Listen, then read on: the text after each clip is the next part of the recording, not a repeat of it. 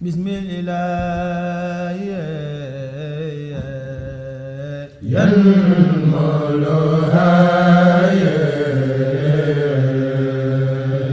bila manaaye walam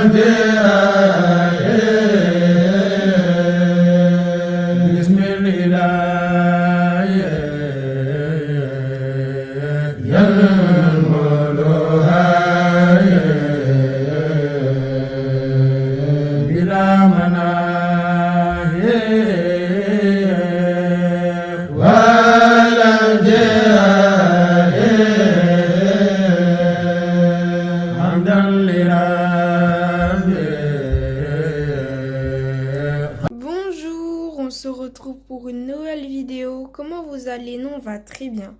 Alors aujourd'hui les amis, nous allons préparer du riz au poisson. Du coup, cebujen.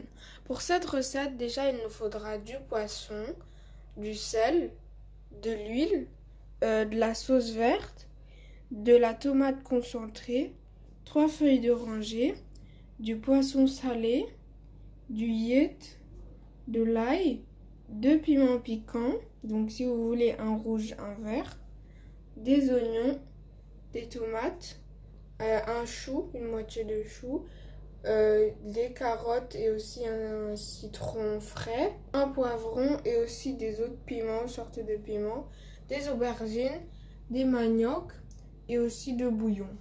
Salam salam mbokk yi nëbbil waaw tey damay ceeb de fii la ci Ami Njaay Sénégal ci kanam tey ceebu jën lay togg ci koor gi ceebu jën bu xonq waaw kay léegi pour suñu ceebu jën bu xonq bi tey jën bi lañ am beurre li mooy jënu beurre waa beurre la ñu am ci suñu tel ak genn def nañ manioc suñu carotte bu am jom ak suñu aubergine def nañ chou poivron ak man sama ceeb bu xonq soble bi day yam man parce que day tooyal ceeb benn soble rek laa jël def naa aussi piment marocain bi nga xam dafa saf tuuti piquant lii nii benn poivron la ak sunu 4 tomates fraises yéet la raxas nañ ko set ak géej gi beurre moom it gis ngeen géej gi beurre la voilà moom raxas nañ ko set def nañ laaj pour nokkos bi ak laurier def nañ sunu ñaari kaane yu baax am jëm lii persil la persil waaw ak coriandre ba mu dëggoon waa ci laay def tey roof bi ak sunu diwlin xorom léegi nañu attaquer. Voilà les amis, maintenant nous allons attaquer. waaw kon taal na sunu gaz léegi dañuy def sunu diwlin bismillah. Donc voilà les amis, allumez votre gaz et versez l'huile. am na ko ma doon laaj ci kii bi vidéo bi ndax kookat mën na togg ceeb mën na togg ceeb ça dépend soo wàññi sa gaz man dama ci togg ceeb te du def dara. Et aussi, il y avait certaines personnes qui nous avaient demandé est-ce qu'avec une cocotte on peut préparer du riz? Oui, vous pouvez le préparer, mais à certains nombres de... Diminuer le feu. Voilà, on diminue le feu. Voilà, les guignons. Voilà les amis, maintenant nous allons farcir. Voilà, les damay tibb ci këf ki farce bi def fii parce que sauce verte bi soo bëggee mu yàgg doo def bouillon ci biir sinon dafay voilà. dafay defi bagaasam daal léegi ngeen ci gis ne jus de citron ma defoon la donc voilà léegi poobar bi laa fàtte présenté xaaral ma génne ko bu leen fàtte ne sauce verte bi amoon na aussi laurier amoon na laaj bu doy ak kaani léegi bouillon laay def ak poobar. Voilà, on va mettre du bouillon ainsi que du poivre aussi. Voilà, ñu def tamit suñu poobar. Voilà. Léegi ñu mélanger. Maintenant on va mélanger. roof jën bi ba muy xool benn place.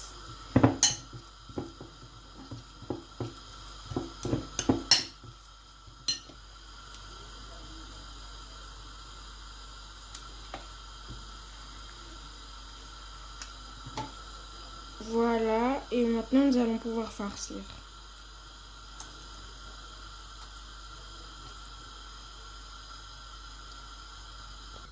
waaw kon gis ngeen ñu daal di xorom suñu jën. Et aussi on va mettre du sel. am nañ suñu ñaari sel ak suñu bopp bu am jëm. léegi day daal di ñëw aussi. Voilà. Voilà les amis, maintenant nous allons roussir. Bismillah.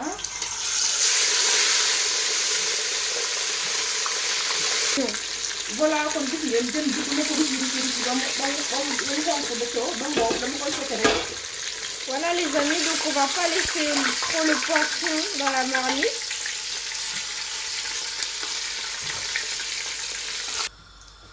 waaw ku ñu daan ñu def sunu bismillah. Voilà, maintenant nous allons pouvoir mettre notre tomate concentrée, aussi l'œillet et une feuille de laurier. Voilà, gis ngeen demi kii bi la nu mu tudd soble bi. Après nous allons mettre une demi de l'oignon. Voilà.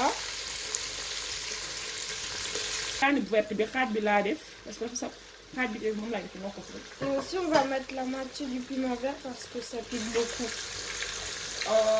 Piment marocain bi mooy bu gudd bi ne ngeen gis moom it benn bi. Après le piment marocain, donc on va en mettre aussi qu'un seul. Voilà, léegi day daal di xorom aussi. Après on va mettre du sel.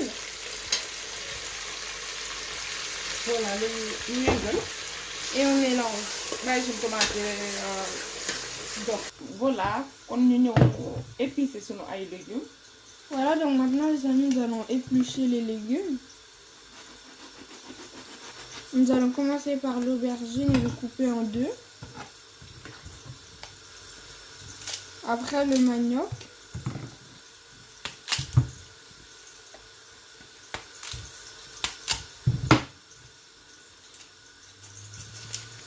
Voilà. Voilà, kon gis ngeen suñu kim ba tey mi ngi day bàyyi ko ci kanam ba mu gën a kii jàppaloo maanaam dox ñu ñëw. Voilà, donc comme vous voyez notre marmite est là. Et maintenant nous allons laisser encore un petit peu. kon gis ngeen sama tomate macha allah damay ñëw bismillah. Voilà les amis, nous allons rajouter de l'eau. Et encore. Voilà, kon gis ngeen sama couleur macha allah rafet na tubarkalla macha allah léegi damay ñëw daal di raxas sama ay légumes. Donc voilà les amis, comme vous voyez la couleur elle est magnifique. Et voilà. Voilà, léegi bu leen fàtte ne xoromoon na gis ngeen suñu jën yi damay ñëw daal di ñëw def ko bismillah. Voilà, nous allons commencer à mettre les poissons du coup. bopp bi mën naa xaar tuuti. La tête elle peut attendre. Voilà. léegi ñu ñëw na raxas suñu légumes def ci. Voilà, et on va laver nos légumes et les mettre aussi. ñu daal di def suñu ay légumes. Voilà. Nous allons pouvoir mettre nos légumes après lavage. léegi nag dañuy daal di ñëw dëbb suñu nokkos bi. Voilà, donc après avoir mis les feuilles de l'oreiller, on va faire la sauce aussi. léegi kon suñu tomate bi daal di ñëw jàmb ko nii ci mixeur bi. Voilà les amis, donc maintenant nous allons mettre les tomates dans un petit mixeur.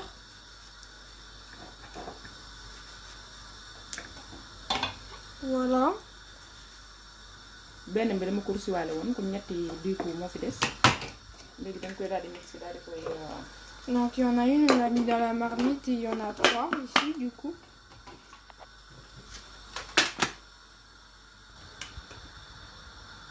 Voilà, léegi kon ñu sotti suñu tomate. Voilà, nous allons pouvoir mettre la tomate. léegi damay daal di ñëw attaquer sama nokkos bi. Et aussi on va faire notre mélange de nos courses. Donc on va mettre du piment piquant, aussi le piment marocain. Ouais.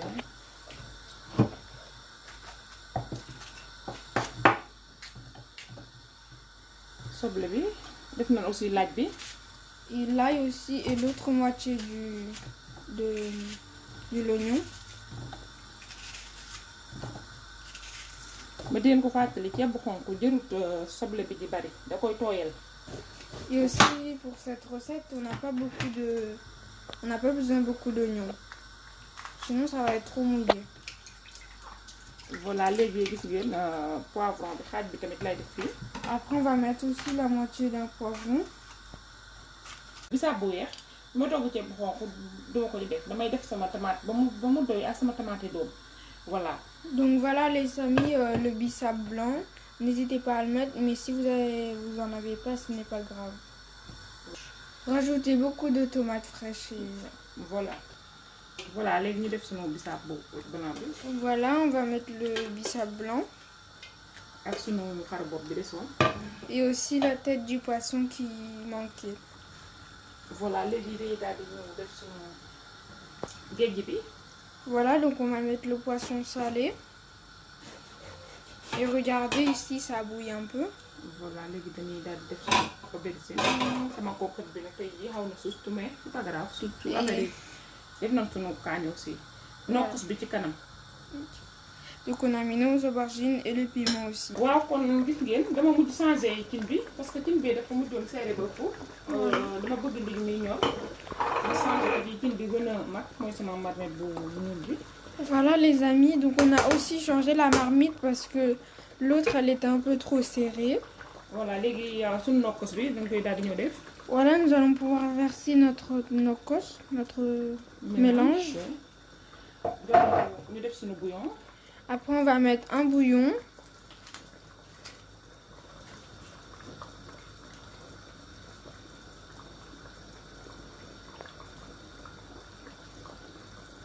Voilà, kon gis ngeen suñu ceeb bi ba tey ñu ngi ci de waaw ñu ngi noonu di baaral wàññi suñu gaz ba mu yem.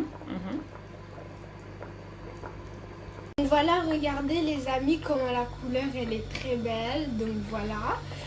Aussi on a lavé le riz et maintenant nous allons pouvoir le vaporiser.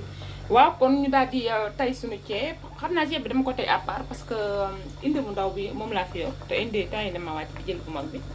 Donc dama ko tey à part après voilà gis ngeen sama ceeb foofu toj am na jom de. Très beau tamit. wala xet gi nag su ma ko mënoon a partagé ak yéen rek dama koy def wax dëgg yàlla. Voilà gis ngeen ceeb bi léegi tey naa ko fii à part léegi dooy wàññi sama gaz sauce bi kii bi cin ki nii voilà gis ngeen wàññi naa ko pour mu baar léegi damay tëj sama ceeb bàyyi mu suus. Donc voilà les amis, donc on va le vaporiser comme ceci. Et notre sauce aussi, on va laisser à feu doux. Donc on va baisser notre gaz. léegi ñoo ngi ñëw sepp suñu ay lujum daal di sóor. Donc voilà les amis, maintenant nous allons pouvoir enlever les légumes de la marmite. Ouais. Après léegi xool naa sama goût lépp ñëw na léegi damay ñëw daal di sóor. Donc voilà les amis, on a enlevé tous les légumes ainsi que le poisson. On a vérifié aussi le goût et tout est bon. Maintenant nous allons mettre le riz. Et on mélange. Voilà léegi dañuy kii toj bul yëpp pour masser. Voilà. Parce que su bul yi tojut mooy waral ceeb bi yi rouge yi blanc c'est pas quoi ni daal moo ci gën li ma fi ceeb nag xaaral ma ñëw xool sax sama abonné yi ñi may ko may tey il faut daal ma am ñu ma ko may tey. Voilà les amis gis ngeen kon suñu ceeb première jeex baa ngi nii puusaleen kii bi téléphone bi dafa ko. Donc voilà les amis, le riz est prêt. Voilà gis ngeen première jeex laa def ñor na parce que dama ko bàyyi bi ma suuree dama ko bàyyi 25 minutes. Voilà. Voilà première jeex bi rek ci lay ñoree léegi ma bàyyi ko 2 minutes rek après ma ñëw dressé leen suñu palaat. Voilà. Gis ngeen ko nii su ñoree jarul nga koy ñam soo xoolee nii rek day xam ni ñor na su ñoree day su ñorul day def lu mel ni day def ci digg bi day def lu mel ni ay affaire yu weex voilà. Donc voilà les amis, maintenant nous allons attendre encore 2 minutes et nous allons pouvoir passer au dressage. Voilà.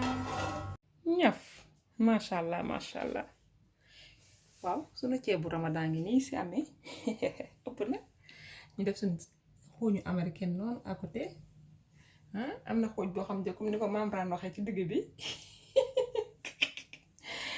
j'espère que sama recette tey bi dina leen neex. Bu leen fàtte abonné like ak partager dinaa ñëwaat ak yéen fii ci Amy Ndiaye ak yeneen recette xaaral ma ñëw délicaté tuuti. waaw tey nag sunu recette bi may nañ ko Roqay Jóob njóobeen bi yoo xam daal ceeb rek nga bëgg yow may naa la bii ah ak Dior Ndiaye sama doomu baay sama doom aussi ak Rokhaya Diop waaw kay Dior Ndiaye bu Ndumbe le ma waaw may na yaakaar naa la sama ceeb bi gis naa la ci commentaire yi kon boo bàyyiwuma kenn allez Koura. Donc voilà les amis, la recette qu'on a voulu partager avec vous. Surtout on espère que ça vous plaira. N'hésitez pas à vous abonner, à liker, à partager. Et aussi cette recette, on fait une grosse dédicace à Dior Ndiaye et aussi Aïssatou Diop. waaw tey jël leen lépp bokku leen ko kenn waaw kay dinaa leen indilaat beneen recette fii ci Amy Ndiaye Sénégal ci kanam prochaine recette bi nag brioche lay doon moom leen ma demandé incha allah dinaa ko indi ba mu bari jom ak cake bi ok bisous bisous.